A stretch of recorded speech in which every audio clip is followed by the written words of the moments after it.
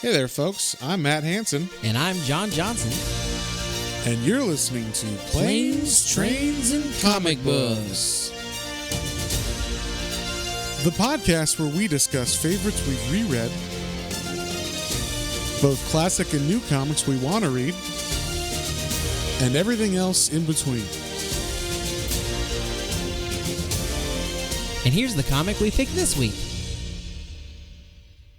Hey there, everybody, and welcome back to Planes, Trains, and Comic Books. Today, we are continuing our journey into the Ultimates universe with Ultimate X-Men.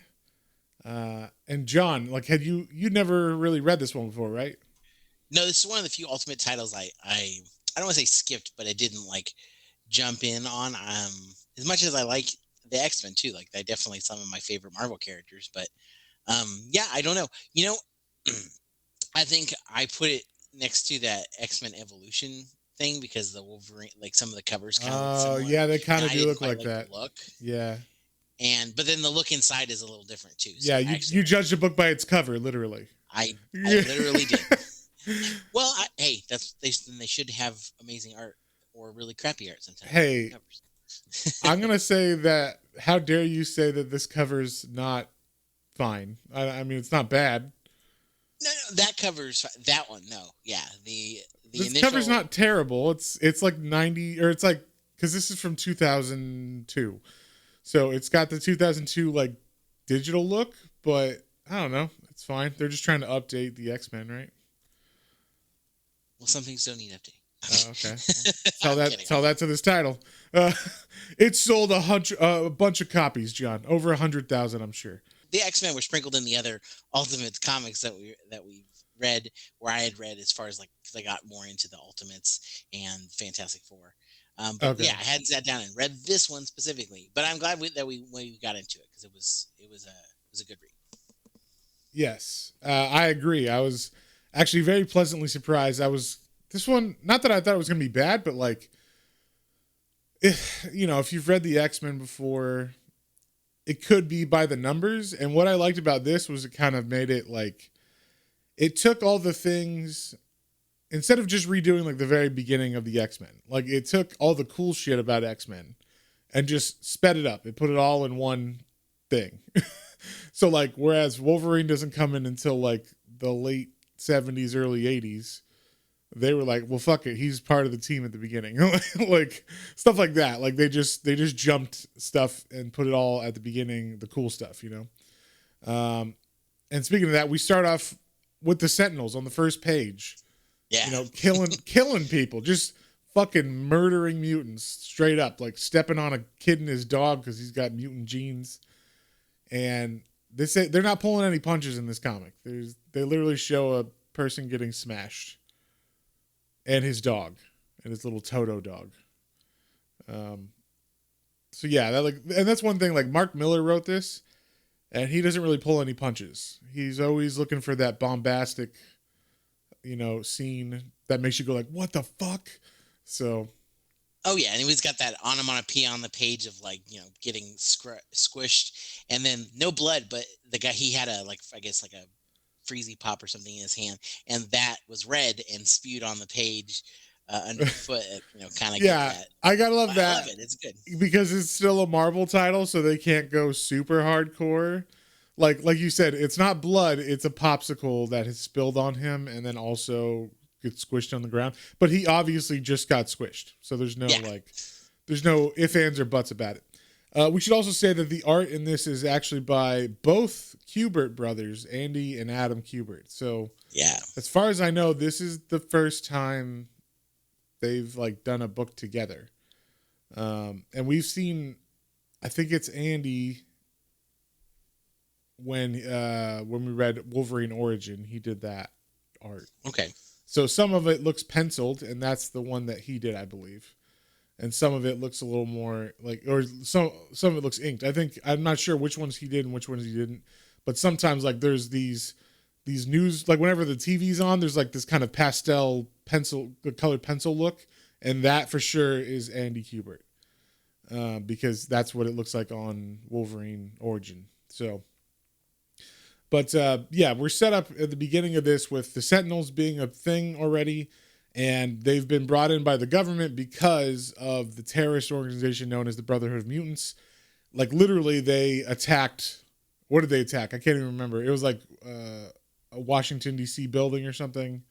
Yeah, and they killed a bunch of people. Yeah, they killed them. So they're like literally, instead of just threatening, the Brotherhood of Mutants is blowing shit up and like killing people. And so they built the Sentinels in response to that. And then, of course, because of that as well, all the regular humans in America and across the world are very anti-mutant at the moment because they're like, oh, these Brotherhood people kind of speak for all mutants. I don't know about you. So this comic came out after 9/11. Did you see any similarities with that? You know, like because they literally show like firemen pulling people out of burning wreckage, and it says like NYFD. So I was like, oh, this is very reminiscent of the imagery of 9/11. Yeah, I could see that. Now that you say that, I didn't think about how close this was to that time frame, but that sounds about right. And then like, Well, George Bush is literally in this comic, so so he's the president. he's the president. Yeah, I know. I just Yeah. didn't think about the time frame in general. Oh, okay, yeah. And then also like you could say because the Brotherhood is considered a terrorist group that this is a commentary on like at the time like saying like all Muslims aren't bad, it's just these terrorist ones, and Yeah. people being like no, all Muslims are bad or something. Like there's that simile in our world at the time at least. So that I thought that was interesting because I really picked up on that when I read this, and I don't know if you did or not, but No, I didn't pick up on the time frame. But I mean, that makes sense thinking about it, looking back on now. I kind of went with obviously the motif of the mutants are always representative of some kind of hate group that's been hated on, right, some minority usually, or some uh, class of people or something. Yeah. yeah. Sorry, I was like I'm losing my train of thought, but yeah. So yeah, and then yeah, especially like you said, now I see, especially with the imagery in the Yeah, with that imagery, and then like they are a terrorist organization, and then it's like, oh no, but there's good mutants too. Like I was like, oh, this is very 2000s about like conversation about Muslims or Islam or that kind of thing. But it's hidden well, like you said, you didn't even notice it. So I guess if you don't know like the time it's put out, it just seems like, oh yeah, it's just like all X-Men comics where they're talking about mutants and normie humans or whatever. Um, so that's interesting. If you don't know the time, it still works just in general with any minority group. But it really, to me, stood out that it was like, oh, they're talking about like Islam or Muslims. So, yeah. And then this first issue is like or these first couple issues are actually like getting the gang together. So we get to see, Beast being recruited. I want to call him Hank Pym. What's his actual name? It's Hank McCoy. There you go. Yeah, Hank McCoy. So Hank McCoy, he's not in his beast mode yet. He's in his human like gorilla form, like which was his first form in the original X-Men comics, where he's it was before I don't remember what happened, but he grew blue hair and everything later on. His mutation mutated further. he tried to mess with himself, and it caused his mutation to go even further. Okay. But we see him, and he just looks like a human with really big feet, more like gorilla features and stuff. And he could definitely use his body like a gorilla's and like pick himself up like a gymnast, kind of where he can pick himself up with his arms, like his whole body, and like kick people while standing on his hands and shit. So, but we see that he's being treated badly in a bar, and then as he leaves the bar, he gets picked up by a hot girl who is Jean Grey. She looks a little different than she does in the comics. In the comics, she usually has like long red hair and stuff, but they made her spunky in this one. They gave her short red hair. Yeah, that threw me off at first. I was like, "Oh, this is Jean!" Like, and every time I saw her, I was like, "Oh, this is Jean," because she's got she got like the pixie haircut. Yeah, Is that what that's called? I don't even know. Yeah, it's like a pixie haircut. Oh, It's like a okay. small short cut to the head. Yeah, they also give her like revealing clothes and stuff a lot in this. Although I will say they did a correct thing where they like aged everybody up so it's not as creepy. You know, like like if Cyclops is dating Jean or if Wolverine is dating Jean, well, she's not 16, she's 19 in this. So at least there's that. True. That's definitely better. Yeah, yeah. So that was a good call on on Mark Miller's part. But we get to see her use her mind powers and where she's at with that, and she is already part of Xavier's team. She's just recruiting some new people. So she recruits right away Beast, who was an original member, and then she recruits Aurora, who's Storm, and that's a hard name for me to say. I'll say that I'm going to call her Storm from now on, just because it's hard. But yeah, Storm is like actually because she was already like this, I think, in the old comics, but like in the original X-Men comics. But in this, she's like a car thief, and in that she was like Queen of the Morlocks or some shit like that, like the underground mutants when they found her. So she was like a criminal before in the regular comics, but in this she's just more like a young like car thief. Yeah, young kid of the streets. Yeah, exactly. So Jean Grey breaks her out of a jail cell because she got arrested for stealing cars, and then they take off.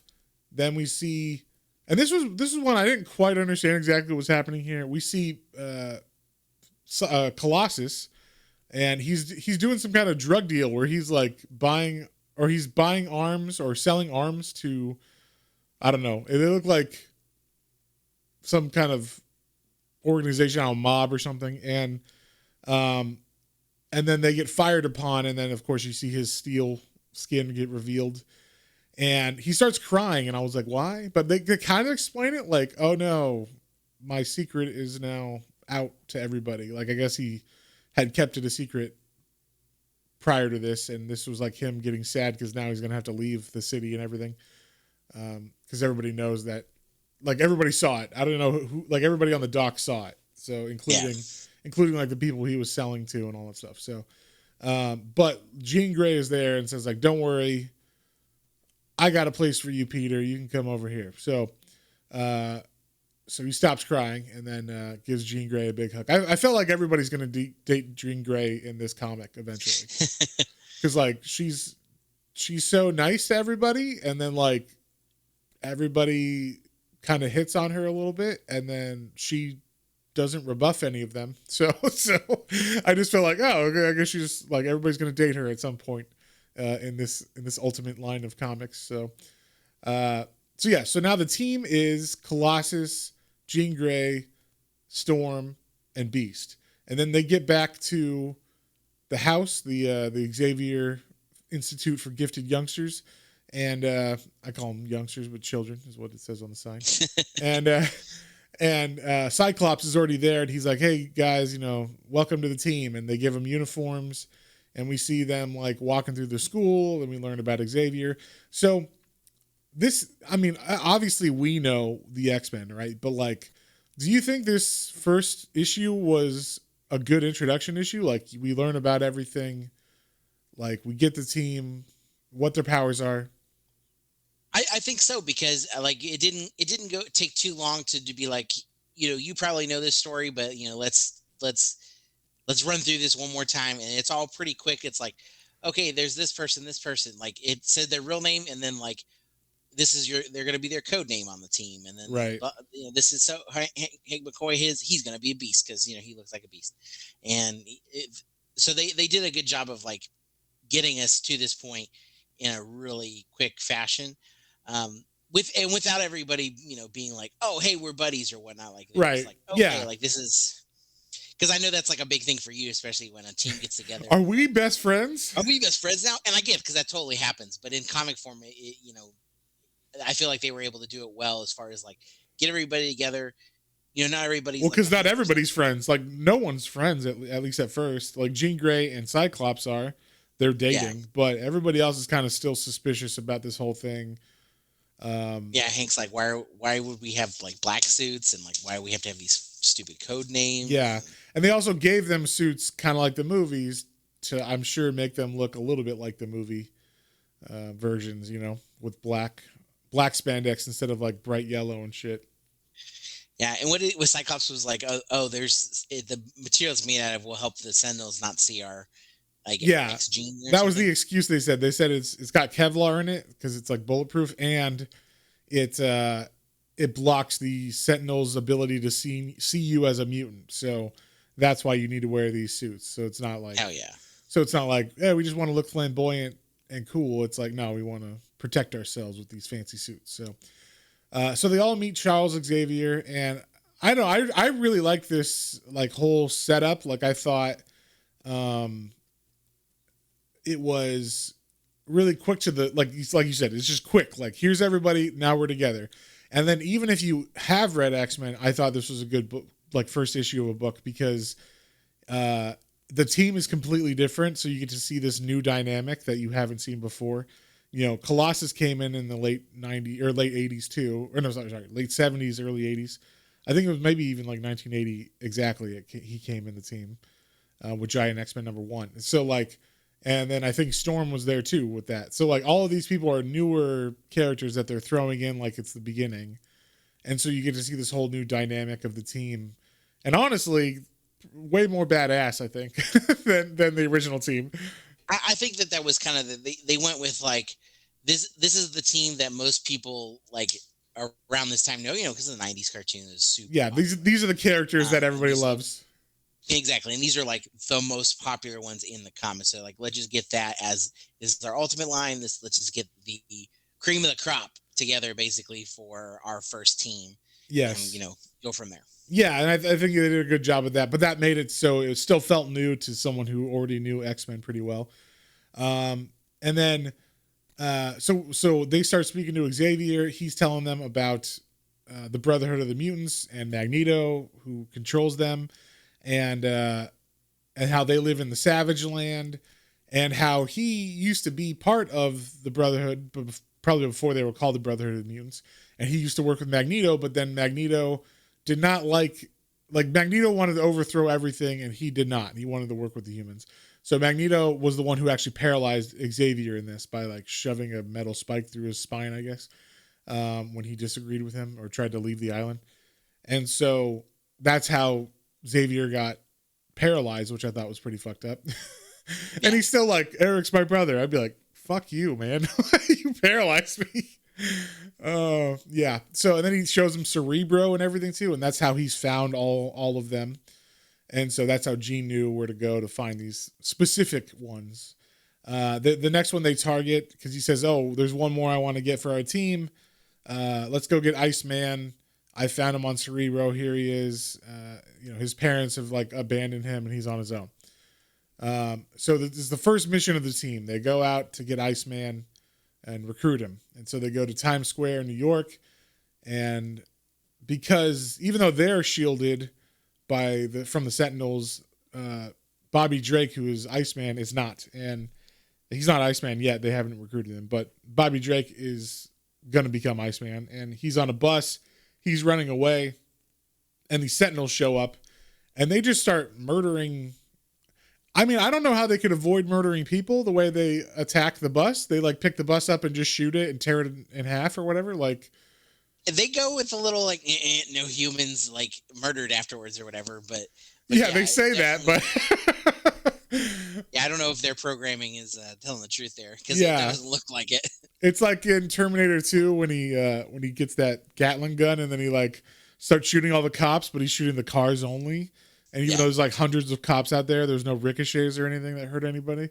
And it says like 0 casualties. Like, so it's just like that. But we get to see like Storm. She's pretty young in this, but they tell her like, no, you got badass powers and you can stop them with lightning and shit. So she kind of shows off what she can do kind of on accident. She just tries it out and turns out she does have a lot of power, and she like, brings lightning and shoots these or blows up a couple of these Sentinels. There's like 10 of them though. And so then a big battle starts, and Storm actually passes out from the power that she used. And And yeah, so I mean, there's just a big fight with Sentinels that's pretty badass. I thought it was pretty cool. And of course, um, there's a great scene. One of my favorite scenes in this is when the Sentinels get a hold of Cyclops, and I guess this, even though they're robots, like people talk to them like they could talk back like normal. So Cyclops is like, I know what you're thinking. You got me in your hands. I can't push the button on my visor to do a blast. But guess what? I have more than one button for my visor. And he like pushes the button in his like palm, and then he shoots the Sentinel's head off. So that was pretty cool. Yeah. I like their Hank McCoy like picked up Bobby and is like trying to like escape with him, and he like there's Sentinels chasing him, and he's like jumping off of between a building. He's like, I got basically like Han Solo, like I know a few tricks or whatever, and he like jumps between two of them, makes them shoot each other. I like that. I thought that was a yeah, using strategy to have them kill each other.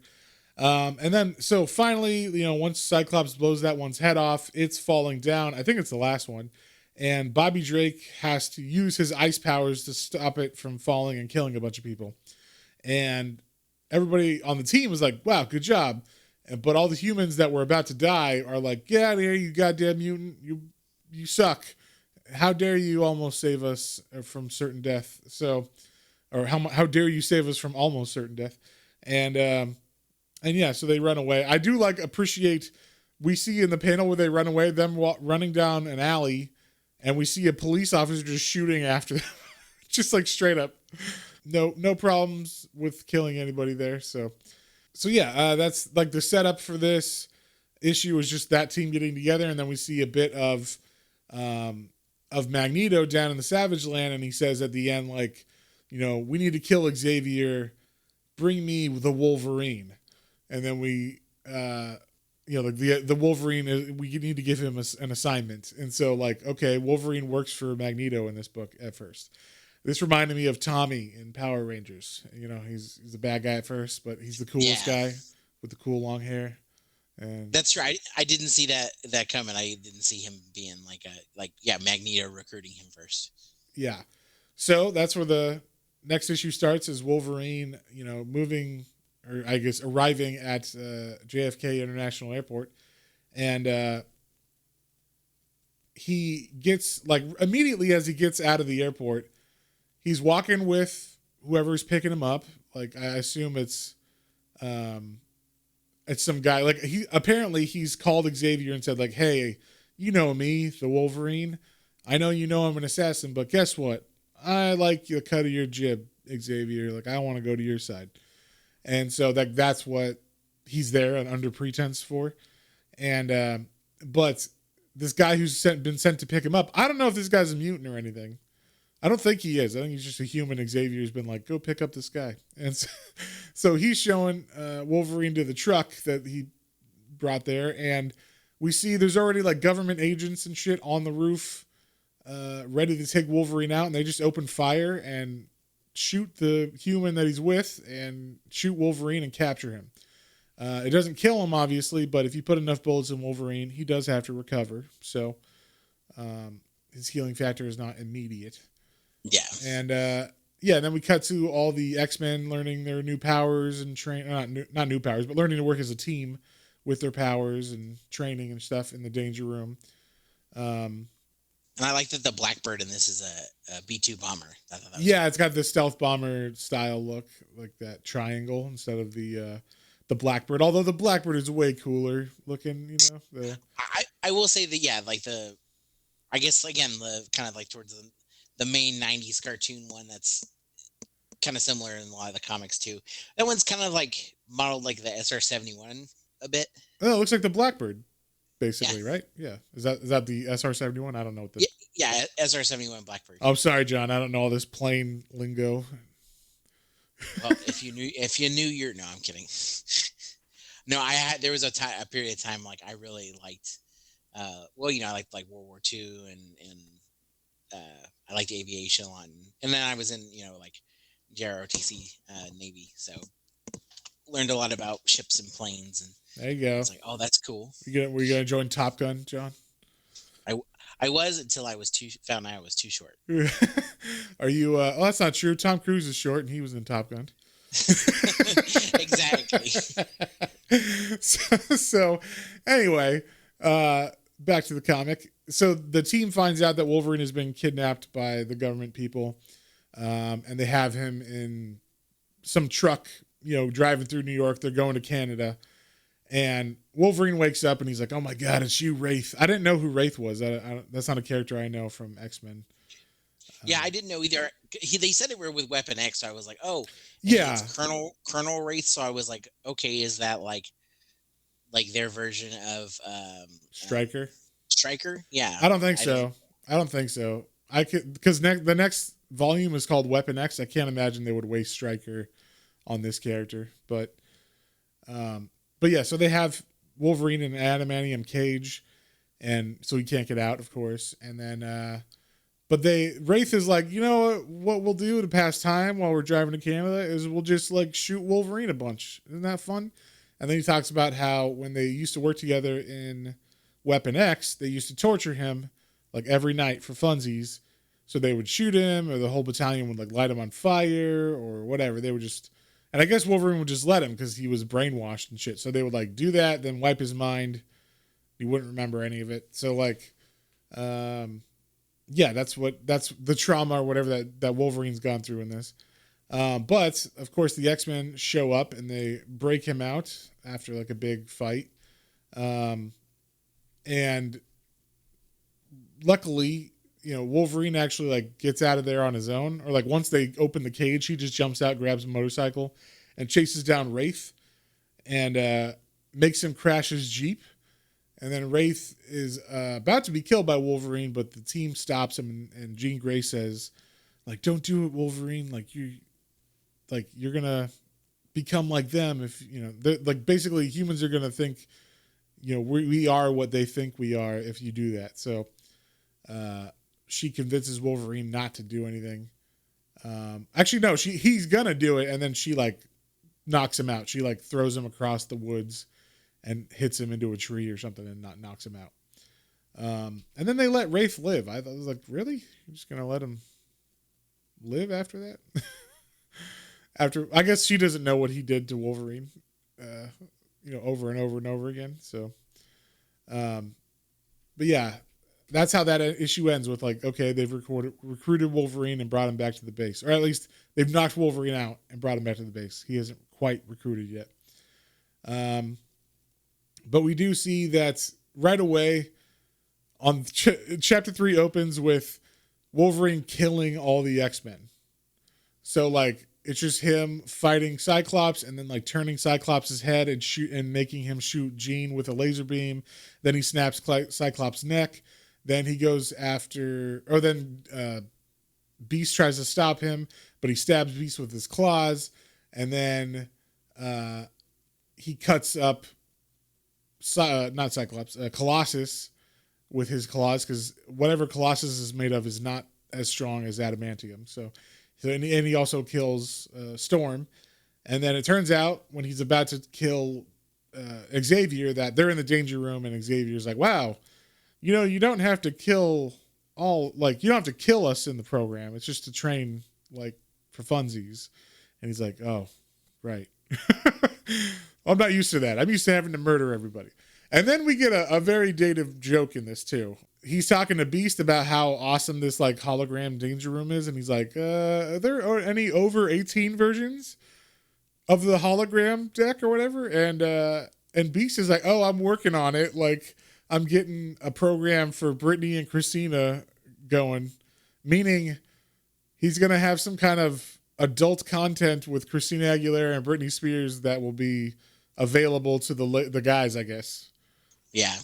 Which I thought was like, wow, that's a risque joke for a Marvel comic in the 2000s. But he got it through somehow.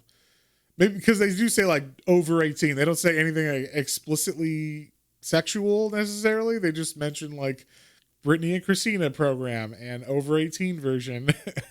So, but that's obviously what they were talking about. Yeah. And I think that's the best use of the danger room for sure. Is It's just like nowadays with what are those things called? The visors. VR. Yeah, VR porn. We also see Wolverine like hitting on Jean and stuff in front of Cyclops. He gives zero fucks about this. Yeah, he's very much like lose the zero, get lose. Yeah, lose the zero, get with a hero. Yeah, Kind of thing. yeah, Like, ever been with a hairy chested man? Not this like young bimbo over here. yeah, yeah. He does not like Cyclops, obviously, but and then in the middle of this like conversation where he's hitting on Jean, we find out that Magneto has kidnapped the president's daughter, and so they go. Apparently, they brought her to Croatia to hide her, and so the team goes there to get her. And we see they just have her in a room with like Toad and Quicksilver and the Blob, and I think Scarlet Witch is there too, and they're all just hanging out with like just eating shit and whatever with the president's daughter being there. So I was like, that's not too bad. It was kind of interesting. They're just kind of there in like a hotel room. There was one thing I thought was interesting. We saw like a little panel of Magneto like telling Wolverine, to infiltrate, what his job is there, infiltrate and then kill Charles. Right. But he did say something, and this I was wondering if you could clarify. He said that, because Charles can read everyone's mind. He's one of the most powerful mutants. Yes. But there's something in Wolverine that he can shield it. It's because it's not because of the adamantium. It's because his mind has been wiped so much from Weapon X, and false memories have been implemented in there or implanted in there. So his mind is just completely unreadable because it's just scattered memories of nothing, pretty much. Gotcha. So it's so like broken or whatever. So yeah, it's kind of like Bucky Barnes, like when he was Winter Soldier. It's like he doesn't know what he was doing and he doesn't remember any of it, but he was like an assassin and all that shit. So yeah, that totally makes sense. Okay. Yeah. They didn't explicitly say that, but I got that over. There was a couple times when they mentioned Weapon X and what they did to him, and that's why his brain was unreadable. At least unreadable so that you could like figure out what's going on inside of it. I imagine for like a mind reader, it would be like a maze or something, right? Like they can't find what his actual thoughts are because it's in this crazy maze of, broken mind memories and stuff. So that makes sense. That's how I pictured it, but maybe I'm wrong. So the team shows up in Croatia. They break into the hotel room, immediately start fighting the Brotherhood of the Mutants. We get some cool fight scenes with Quicksilver and Cyclops, and just seeing what they can do. We also see Quicksilver running really quickly and then almost being stabbed and impaled by Wolverine, who just like took a piss while this fight was going on, and then he comes out behind an alley and like snicked and like puts his claws out right as Quicksilver is about to run into him, and then Quicksilver sees him and is like, "What are you doing here?"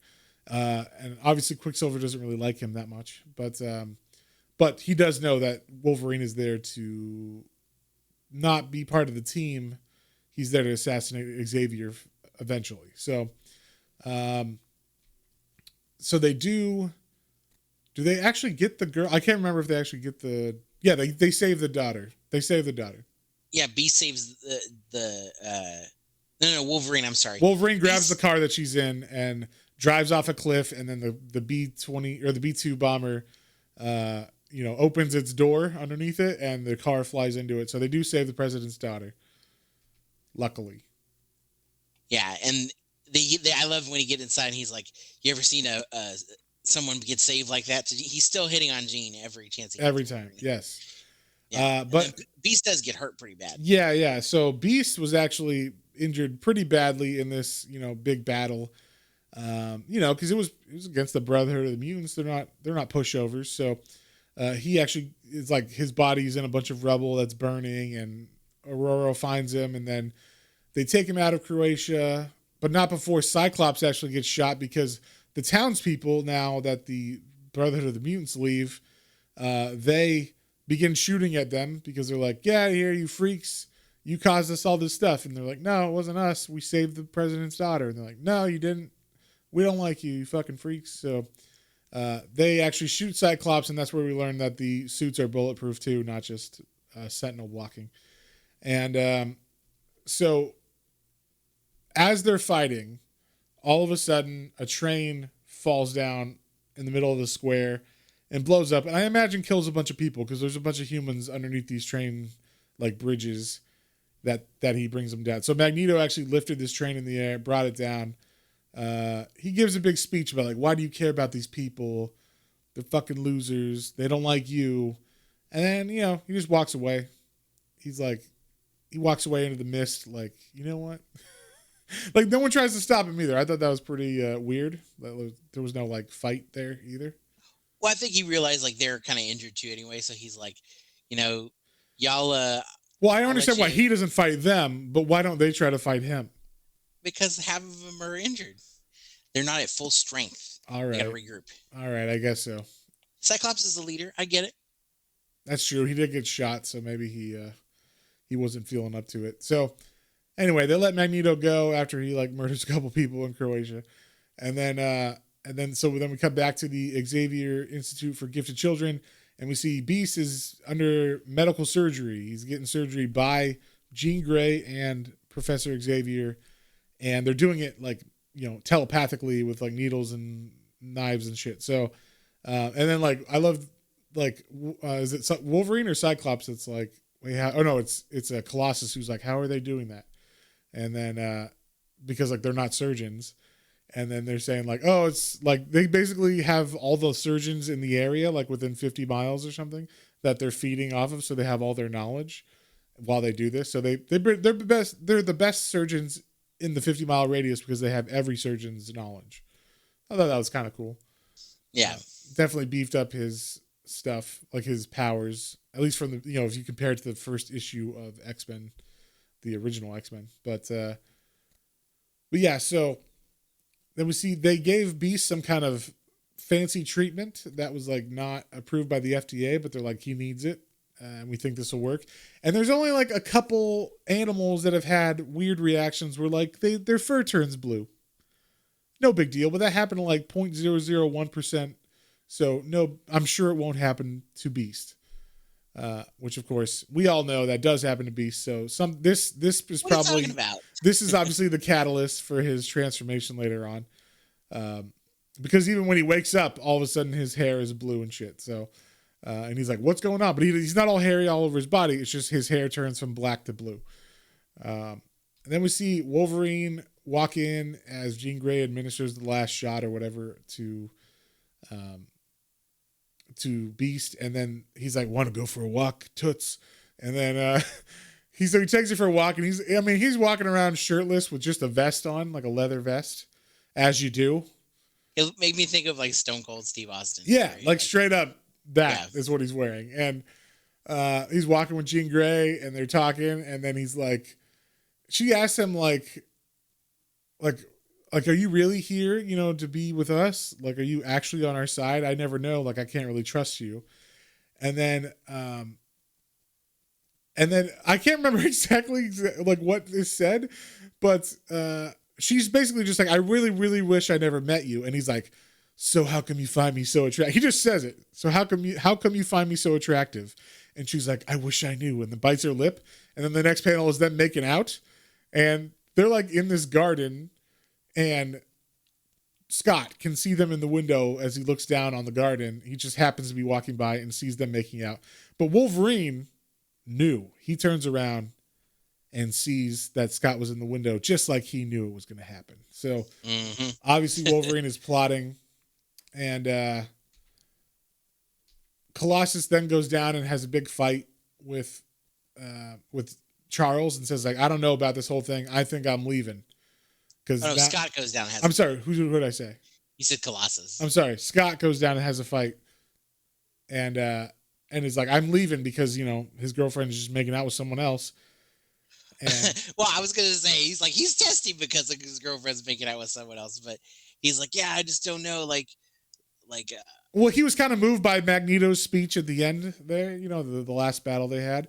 And then also, you know, he saw the reaction of the people in the town, even though they obviously saved the president's daughter. And he got shot. Just don't care about us. He got actually shot, you know, which, yes, it was bulletproof, you know, spandex or whatever, but that still fucking hurts. So, yeah, that's one thing Magneto said, like, and that was one thing the more and more I see of Magneto and like see actual stories where he's like the main, the more and more I do like think he's becoming one of my favorite villains. Oh, I thought you were gonna say the more and more you agree with him. The more I love him. No, but like he was talking, he's like, yeah, like you're gonna be, you're gonna work with Xavier. Like you're expendable to him, basically. Like he doesn't care if you get shot. He doesn't care if you get, these things happen to you. Yeah. And I see, like, like you said, Scott's already kind of like, there's so much shit going on here, and that's just one And more the, thing. the last straw was his girlfriend making out with Wolverine. He's like, fuck that shit. So yeah, he's leaving, and then Xavier, tries to stop him again, tries to talk him out of it. He says like, hey, actually what we did do something, because the president has agreed to stop the Sentinel program. Because his daughter's back, and that was awesome. And, some like peace talks are kind of happening. So we are making headway. We're just took a while, and it's going to be an uphill battle kind of thing. And then he does something, and I'm sure they do this for a reason. Like they set it up for future storylines, but Xavier starts messing with his brain. He says all of a sudden Cyclops is like, oh, what are you doing to me? And then, Professor is like, oh, don't worry. Like, I'm just releasing some like happy hormones in your bloodstream because I could tell you were going to get mad. So I just preempted that with like flooding your brain with serotonin or whatever. That's like super fucked up actually. Like it doesn't seem that big of a deal here, but I know later on, like in X-Men, there is storylines where he is just mind wiping people at will. Like, at willy-nilly moments when Xavier would never do that. Ever. He'd never do that. So this is like the setup for that. And so he leaves, and Cyclops actually takes their plane, which I was like, that's not your plane. You don't get to take the plane. But he did. He took the X-Men plane and then flew it all the way to the Savage Land, landed there, and says, I want to be with you guys. I can't remember when we learned exactly, but we do learn that Quicksilver asks Magneto, like, hey, how come Wolverine hasn't fucking killed the professor yet? Like, he had a couple opportunities. And Magneto's like, well, I mean, we've worked with Wolverine before, and usually if he doesn't complete the mission right away, it's because he wants to have sex with a lady. And so that's like the only reason he's not killed Xavier, is because Jean Grey, he wanted to get with her. So then we start off the next issue with the Brotherhood of the Mutants. Now they're empowered. They have Cyclops with them. And he has the plane too. So the fucking plane they're using as well to bomb London. They've literally blown up sections of London and attack it. To be fair, Scott isn't down with killing people still. He just doesn't want, like... Yeah, he's like, you can line the bridges with bombs and the buildings and stuff. Just make sure they have a 15-minute head start to say like, hey, get out of the building. And as we all know, when fire alarms go off in buildings, everybody leaves and gets out very quickly. There's no one lagging behind, I'm sure. No, and plus Quicksilver, like, I think triggers them ahead of time. He triggers them in 3 minutes. So of course nobody got out of the fucking buildings probably. So they attack London, and then in the meantime we cut to Washington D.C. where I guess the mutants are staying in Washington D.C. now because they are having talks with the president, and exactly. And so Wolverine is sharing a room with Jean Grey. They've obviously had relations, and they're in a relationship now, and they see what's going on in the news and they're like, oh my, we should probably do something about that. And then like Wolverine's like, yeah, we should do something, and then they like continue having sex. So then we cut to the White House where Xavier's supposed to meet with the president, and this is where we see it's George Bush as the president. And when the second I saw he was the president, everything I read in his dialogue was in his voice. Yeah. Everyone pretty much agrees with me. So, but yeah, even though the Brotherhood is bombing Britain right now, or London, he's still like willing to talk because he knows that that's the bad guys, even though they're attacking with Xavier's plane and with Cyclops, and they can see them on video doing so.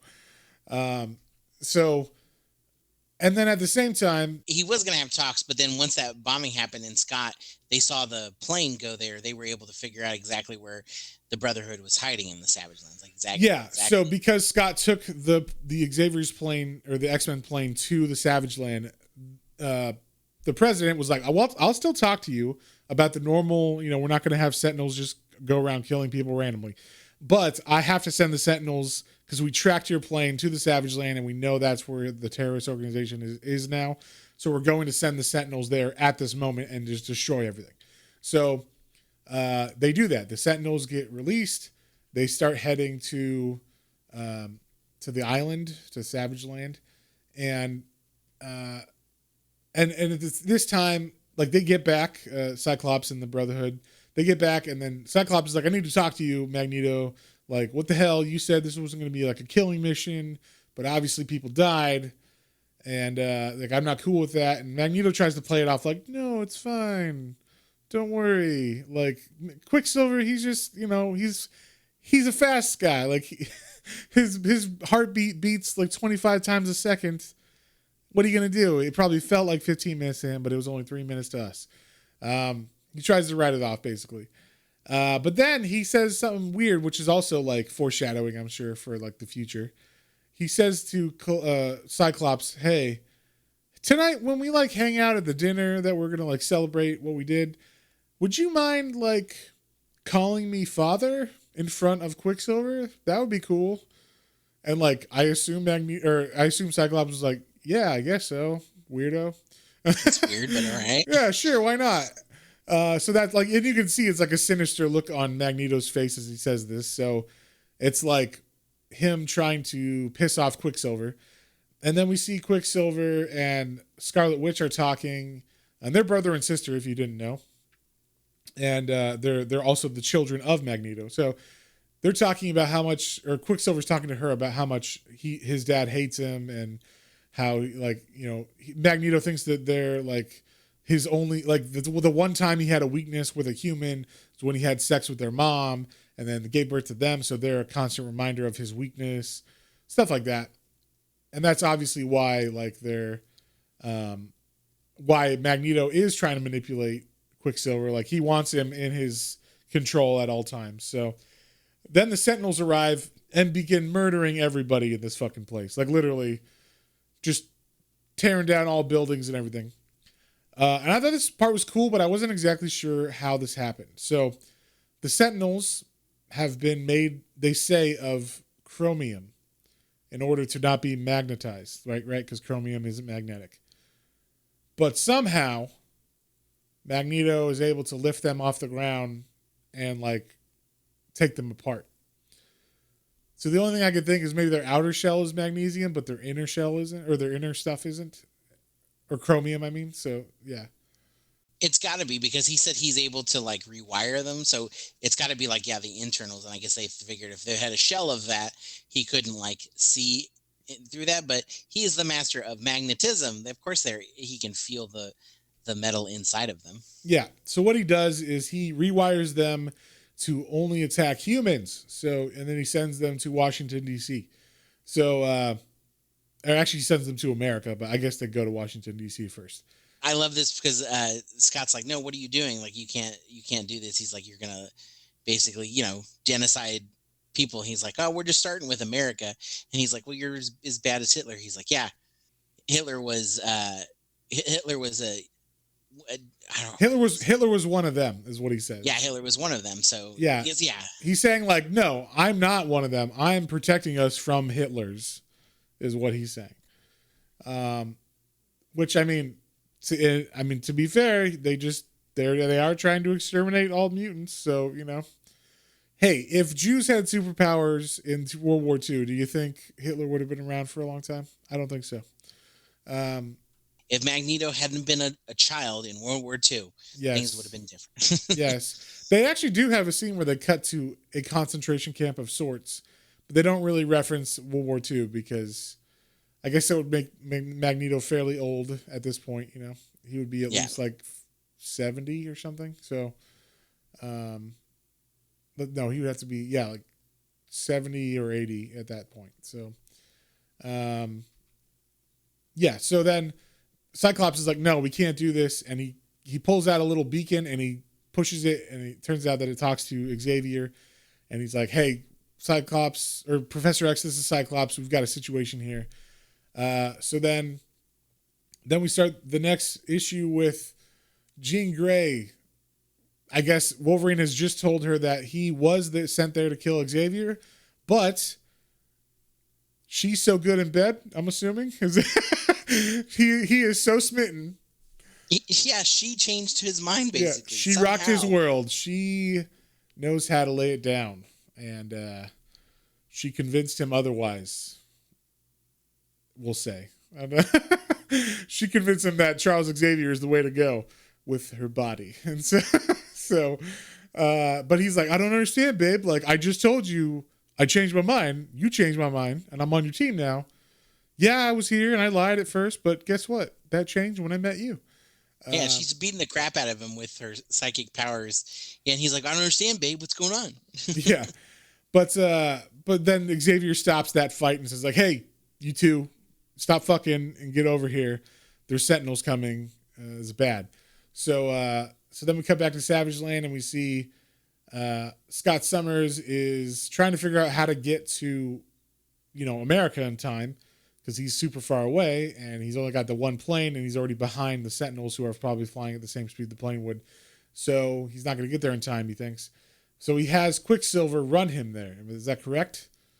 He says, like, I believe he's like, come on, Quicksilver. Like, you want to show your dad, how much you don't like him? Show him how much you don't like him by taking me there faster than the Sentinels can get to everywhere. So he does that. But the Sentinels do arrive in New York or in Washington, D.C., and they begin shooting all the famous monuments you know of, the White House and all that shit. So, and, the X-Men are there. They're fighting them. The humans are fighting them.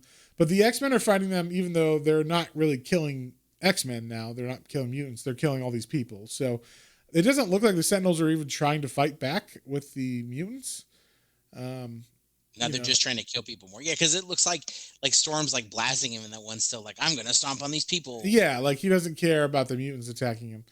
So it seems like their only directive now is just kill all humans, like Bender or whatever. So, we get to see like they've definitely progressed in their powers. Like they've definitely trained over the last couple months, and we see Storm can like make what do they call it? Like ball lightning or whatever. Yeah, ball lightning. I guess it's like something that can just form without having to have storm clouds and shit. It's just like static electricity in the air, balled up, and then a big blast of it. So she can take them out from far away, so it's not necessarily scary to her anymore. And then we see Magneto is on the White House lawn. He's broadcasting to everyone in America as the White House burns behind him.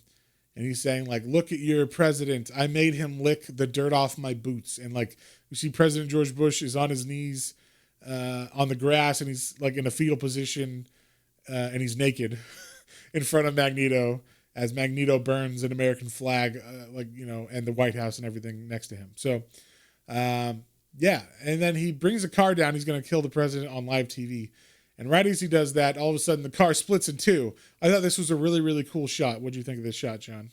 Oh yeah, this was fantastic. I love it. He's like, yeah, basically the world is going to learn to either you're all are going to perish or the rest of you are going to be our slaves. Be our slaves, yeah, basically. And yeah, when it cuts perfectly in half, it's like, oh shit, that's got to be Charles, right? Yeah, and yeah, sure enough. Yeah, so what he has is the limousine is hanging in the air above the president, like nose down. So it looks like it's just going to smash directly into the president. But at the last second, the car splits in half, like vertically.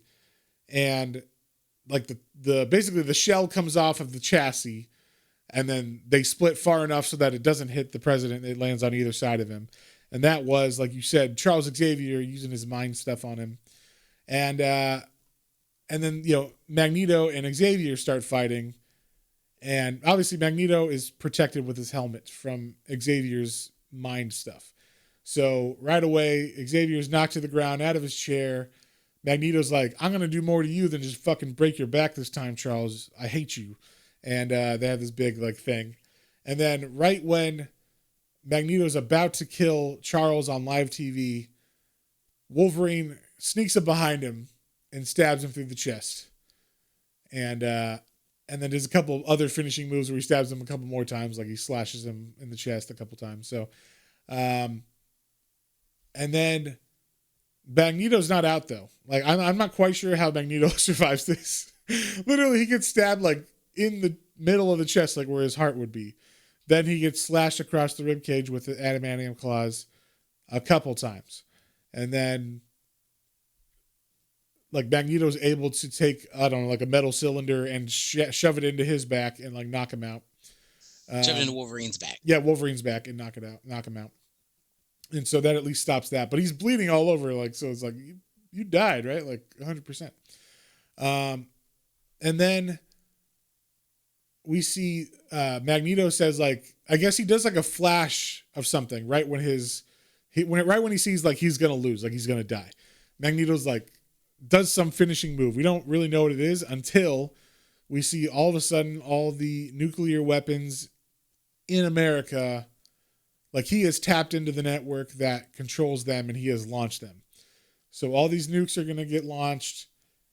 I don't know if it's all of them or just like a specific one or two, but I don't know if it's the ones just like in the certain vicinity, but basically, yeah, it's like some kind of like magnetic like pulse wave he sent out that like he said short circuited them all and like made them all go off in that, like I said, at least in that area. Yes. So now nukes are being launched. They're going to kill a bunch of people, of course. And Quicksilver sees this and he's like, I'm not going to let my dad. I'm gonna show my dad. You know, like I'm gonna be like Scott Summers and be a straight arrow. So he runs as fast as he can and takes Magneto's helmet off, and that allows Charles Xavier to get into his head and basically drive him crazy. And then he makes Magneto use his magnetic powers to like make a vortex of magnetic energy that like so Magneto starts hovering in the air and everything metal gets pulled into him into like a giant ball, including the warheads. And he just basically sends that into the atmosphere. So Magneto, for all intents and purposes, is blown up in this, you know, ball of metal and magnetism when the bombs hit it. Correct? Am I wrong on that? Yeah, I mean, no, that's what it seems like. Okay. I was like, wow, they killed Magneto in like the first 6 issues. That's pretty crazy. I'm sure he survived somehow because you know it's comics. There's always they're not always dead. Yeah. So that's pretty much like the big ending to this, and then we get like, you know, back at the house afterwards. And we see that Wolverine is telling everybody he's leaving. He's telling Jean Grey, you know, I gotta leave, babe. I gotta leave, babe. I can't stick around just for you. And so she's not liking that, of course.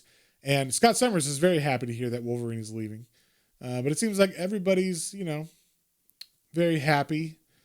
Except at the very end, him and Charles and Summers are talking outside as they drink some champagne.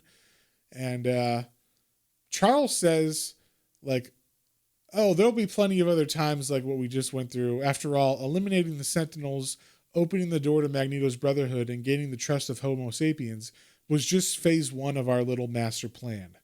Phase 2 promises to be a lot more interesting. And then we see the next issue, or the next volume, is called Weapon X. And so I don't know what he has planned, but it seems like maybe Charles is sinister in this one. We did see him fuck with people's brains earlier.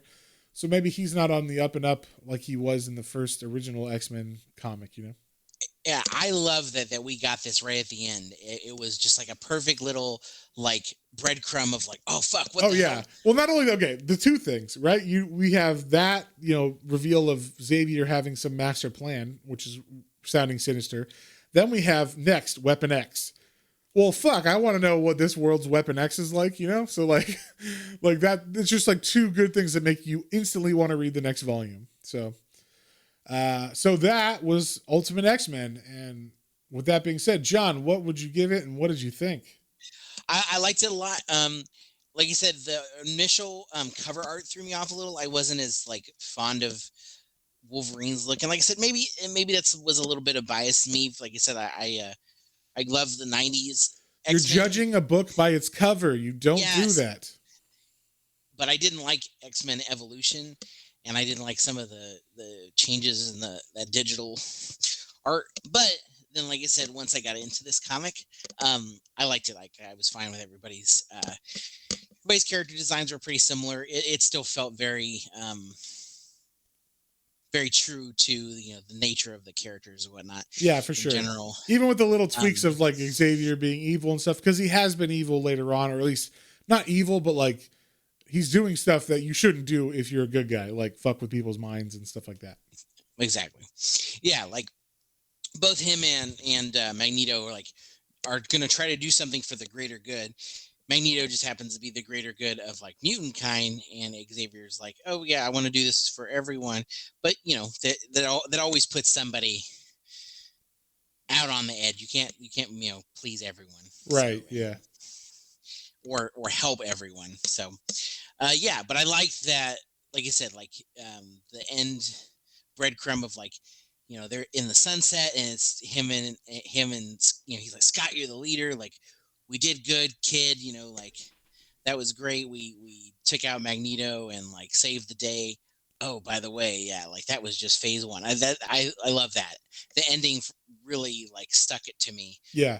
to like kind of put this up just a little bit more than, like I said, like kind of the standard X-Men story. I think it did so many little things so well. It was all the little things, right? Like all these little additions, like tweaking it just a little bit to make it more interesting for the new generation, It was just all those little things in particular. Like I said, sticking the ending like that with like an awesome battle, an awesome finale, and then yeah, this little like what. So I loved it. I thought it was really good. I think I liked it more than the Avengers, the Ultimates Really? Avengers that we. Yeah, I think I did. Which is odd because like Captain America is always my favorite. And I love Cap in those too. Like Ultimates Cap is definitely one of my favorites. Yeah. But I don't know. Just I liked everything about this. I liked Meg. Like I said, the more I read stories where Magneto is actually the bad guy, the more I really enjoy him. And I'm like, he's such a good bad guy. Well, it's because he's got like the you understand his plight. Like you could very much see anybody becoming Magneto if they were put in Auschwitz and then treated the same way by humans after he got mutant powers. Yeah, I'm this close to buying one of those. They have the. The helmet. Oh yeah, man. They have the Hasbro does like the Star Wars helmets, and I think they have like Power Rangers, and they've done I think like Iron Man and Spider Man and Black Panther, but this is the first X-Men or main non-movie one they're doing, and they're doing Magneto's helmet, and I'm like this close to getting it. Nice. It's I don't know, it's cool. It's got a little stand and stuff. But anyway, Yeah. so yeah, with that, I think I'm gonna give this one. I'm gonna give it an 8.5. Oh wow. Yeah. I really enjoyed it. That's good. Yeah. I'm gonna give this one a 7. I enjoyed it. I definitely want to read the next one. It was to me like it still felt like a standard comic, like a regular Marvel comic, which you know me and how I feel about Marvel. So I like it pulled punches, which Ultimates did not do. And I think because this was actually the first title. I don't know if you knew that or not. This was the first Ultimates title. Mm-mm. This and Spider-Man, I think, were launched at the same time. And then Fantastic Four, and then Ultimates. So I think when they kind of established the tone of Ultimates, the Ultimate line later, that's why you get Ultimates, and it's just right out of the gate, super violent, super fucked up, like way more so than this was. In this, there was like sex, but like Marvel sex, where it's like, oh, we're in a bed, slightly disheveled looking, like. But like everything's covered. There are no bad words or anything. Like I said, they're hinting at porn in the danger room, but it's over 18 content. Like that's what they call it. So it still felt a little hindered by that. as opposed to where the Ultimate line goes to. And then eventually the Ultimate line just crosses the line completely when Mark Millar leaves, and I think Jeff Loeb takes over on Ultimates, and you get like Scarlet Witch and Quicksilver having an incestuous relationship and all this crazy shit like that. So, whoa, yeah, but like that's like when it jumped the shark. But before that, it was like, oh wow, this is different, and it's pretty violent and pretty like adult for a Marvel comic, and that made it feel cooler to me at least, because I was a big fan of the Marvel Max line of comics, which was their adult version. So that was like Punisher, where like he's saying F-bombs, he's literally just murdering people on screen and everything, like blood and guts and everything. There was no pulling back on that. And those are like probably my favorite Marvel titles. Because they remind me of like Vertigo. Like in DC, you had Vertigo and you could do anything. Like the shit that's in Hellblazer is like harder than anything Marvel's ever published. And that's like the first 10 issues of Hellblazer. Like, so, and that was like in the 80s. So like, I feel like Marvel really they have an issue like really going full tilt into more mature content or more dark stuff, even when they're rebooting a line for the modern audience and shit, you know? So, that was like, I could just feel like there is a bit of that holding back in this. And even for Mark Millar, who's pretty well known to be like write super fucked up big scenes that like are like, what the fuck, revelations usually and stuff. And I think this has that, but not in his style. Like this little last scene is definitely one of those revelations where Xavier's like, phase 2 will be more interesting. I have a master plan. And then like some of those other scenes were like when Cyclops leaves and goes to the Savage Land, stuff like that would be a bigger reveal and maybe have more fucked up parts attached to them, you know, like reasons why he would leave. Yeah. So stuff like that. I just thought, oh, it's pulling punches. But I would totally recommend this. Like if you've never read X-Men and you kind of want to get like all the good parts of X-Men that took 30 years to hit in one sitting, you know, like this is a good start. Like right away we get the new team. We get the first team, but it's the new team that's first team of, you know, Wolverine and Colossus and Storm. Those are like 3 of my favorite characters, and they're all on the team now, you know, like right away. There's no bullshit about, you know, oh, we got to take 30 years to like for someone to come up with Wolverine and then be like, oh, maybe we'll use him on X-Men, you know. So I think they did a really good job of rebooting it for this Ultimate line, and I think they picked the right writer too. He you know, that Mark Millar, I think he's going places. I don't know. Something tells me I like his moxie. Yeah. Something about him. And I think this was like the first thing he ever wrote for Marvel. And before this, I think the only thing he'd ever written was Swamp Thing. And oh no, he wrote The Authority. That was like his big thing. When so Warren Ellis wrote the first 2 volumes of Authority, and then Mark Millar took over after him. And that was like when it was really popular and people started taking notice of Mark Millar at that point. And then Marvel was like, we want you to leave Wildstorm and come work for us. We're doing this new Ultimate thing and we like the cut of your jib and like the way you do stuff. So, and then Mark Millar even said like, oh, I didn't really read Marvel when I was growing up because he's a DC guy like me. And so he's like, I didn't know like Wolverine wasn't super strong and shit. So like there's a scene probably later on in the next volume where Wolverine like picks up a car over his head. And he's just like, and he's like, I didn't know that Wolverine wasn't like super strong because I've never read X-Men. So, but it kind of made it feel like, oh, like we're rebooting and he doesn't know what the powers are. So it kind of gave it freshness because he might do something different that people wouldn't have thought of because he doesn't quite know all the characters 100%, you know? Yeah. So that's kind of fun. And you don't want to do that all the time. You don't want to do it the main line, but like you could do that with like an imprint like Ultimates or, you know, or even like Vertigo or something where you're changing what the status quo of the titles are. Then, okay, yeah, bring someone in who might not know everything about the character. And then you have, then you can like get some fresh ideas in there, you know? So. For sure. And I like kind of like, I wish that there were more comics that did the line like the Batman one you were telling me about, the, was it Batman Legends of the Dark Knight? Yeah, Legends of the Dark Knight. Yeah, where you have yeah, like you could have these different creators come in and it's like, hey, I'm gonna tell my story in like, 3 to 6 issues or whatever. And like it doesn't have to connect to anything else. It's just like my take on something Batman. I wish that more of like because like the Ultimates line, I know this was like a whole run, but I just think that that would be cool in general if you had more of that in all lines of them and all kind of like Well, the Marvel major used to characters. have they used to have Marvel Comics Presents, which was just that, where they'd have different writers every arc, and it would just be whatever you want to tell of the Marvel universe, and that's where we got the fucking Barry Windsor Smith story, Weapon X. Like that's the one that we read was from that anthology series.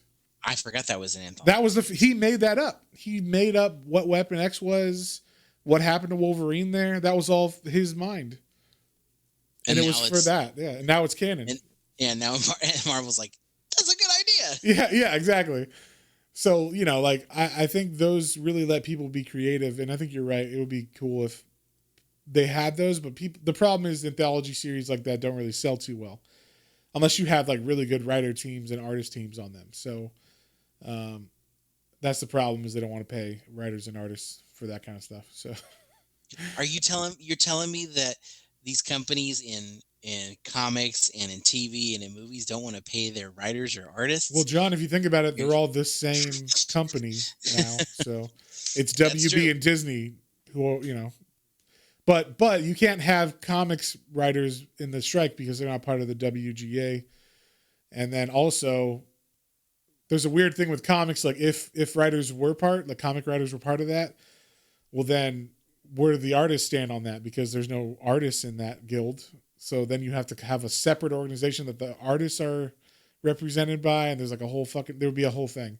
It just makes it because the way comics is, it's a together thing. It's a artist and a writer together. It really muddies how you would have anything like that. So Gotcha.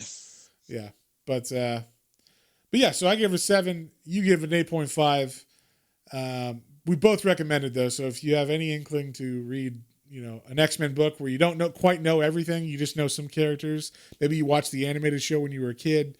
Definitely check out Ultimate X-Men. It's definitely a updated version it's updated for the time it came out, and it really feels like a good starting point for anybody who's kind of familiar but doesn't have the money or the want to read old Jack Kirby and Stan Lee books. Because I believe me, I love Jack Kirby's art, but goddamn Stan Lee, I can't read his stuff from the '60s. It's, at the moment that might change. I go through periods where I'm like, oh, you know what? Actually, I can read all that stuff. But I tried to read Fantastic Four, and I was like, oh my good God, like this is not No, for I me. feel you. I've tried to do that with some of the older ones, and it is difficult. Like that, I mean, it can be nice to like see where things came from, and if you can see the art on the page, to Yeah, if really you can see the enjoy art through the word some of that. balloons. Yeah, that's the thing. I love that we have enough of prints and posters and like those images that they pulled from that so you can actually like see some of that amazing art Uh huh. because there's some really beautiful stuff that is covered up by gigantic word bubbles. Yes. So yeah, I think this is a good place to jump on if you like one, especially with like the other ones too, like Ultimates or Fantastic Four. If you are at all interested in those characters, this Ultimate line tends to be like the greatest hits from the 60 years of comics put into one, new universe and all like condensed and everything. So I think that works well for introducing people to stuff. Um, so yeah, and next this month is Pride Month, so we're doing for our voted poll from Patreon. We're voting on a couple pride centric books, I guess, or LGBTQ uh, books that they either have gay characters in them, or they have uh, or are by LGBTQ writers. So that's kind of like how we're doing it this time. And a couple of them are like original ideas. Like we have a book called Heathen that's like a Boom Studios book, I believe. That's I'm not exactly sure what it is. I've heard of it, but I haven't really looked into it too much. But that is, I think it's about a gay character, and it is written by a gay author, I believe too. Then there's like a more indie book called Spinning. That's by Tilly Walden, who recently she did the newest continuation of the Walking Dead video game series, but in a comic book, which was fantastic. It's called Clementine. I recommended that one. So this is like one of her indie books that she put out. That's like a more, I think it's biographical. So, and then we have Stumptown, which is like a detective crime comic that takes place, I believe, in Seattle. And then we have Gotham Central, which is, as you might have guessed, a Batman comic, but it doesn't have Batman in it. It's all about the police that work in Gotham. And it specifically focuses on Renee Montoya, who you might remember from the animated series, who's like the Latina cop. But she, this is the series where the volume, at least, where she was retconned, I guess, to be gay. Because she was always in the background in the main comic, and this was the first one that really focused on her. So we get to learn about her personal life, and this is where we find out that she's gay. So she's one of my favorite characters, and not only because she's awesome in the animated show, and Gotham Central is a fantastic comic, but she becomes the Question later, and goddamn them for not really doing anything with her. But I like the idea of her being the Question once they get around to actually writing a good story. That would be nice. But listen up, DC. Get on this. Yeah, that'd be great. So yeah, those are the 4 ones you can vote on. And John, of course, will like put the link to each book so you can read exactly what they're about on the poll. But if you would like to vote on those and be a Patreon member, you can go to our Patreon page at patreon.com/planes, trains, and comic books, all one word.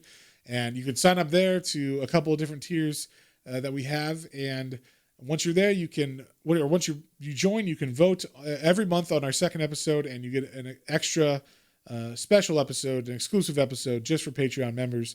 And speaking of Patreon members, I'd like to thank our patrons, Hoku, Otaku Mike, Christian, Matthew, Kyla, and Sandy. We thank you very much. You guys are awesome. And like we said, if you'd like to join our Patreon, you can join at patreon.com/planes, trains, and comic books, all one word, at gmail.com. We really appreciate y'all very much. And don't forget about all our social media. We got Instagram, Twitter, and our YouTube channel. We got lots of exclusives on there. Matt's always cranking them out. I will eventually, once we get some things taken care of. But I know I've been saying that. But yeah, we really appreciate y'all. That keeps the lights on and keeps the backup now for all of our huge library of episodes. Yes, so yes. We really appreciate y'all. Yep. And unless you got anything left, I think we're good to go. Yeah, I'll just say we are going to, I think we're going to do, we're going to take some time off coming up here soon, but we are going to do at least the Ultimates. Are we going to do Spider-Man or Fantastic Four still? We're going to do Fantastic Four next, and then we're going to take August off. Just as a break, just take a little break in the middle of the year. Just to give us a break. We do a lot of stuff with these podcasts. We have the Hellblazer one, the Swamp Thing one, this one, the exclusive one. So got a lot of stuff going on, and also the YouTube videos and stuff I do. So just needed a little break in August, but we will still be doing the exclusive Patreon podcast. So if you want to catch something in August, you can join Patreon for that. That's true. Don't think, you're not going to go empty-handed just because we're taking a little hiatus from the main podcast for a month. Yes. But either way, again, thank you guys for listening, and I guess we'll see you on the next one. On the next one. Bye.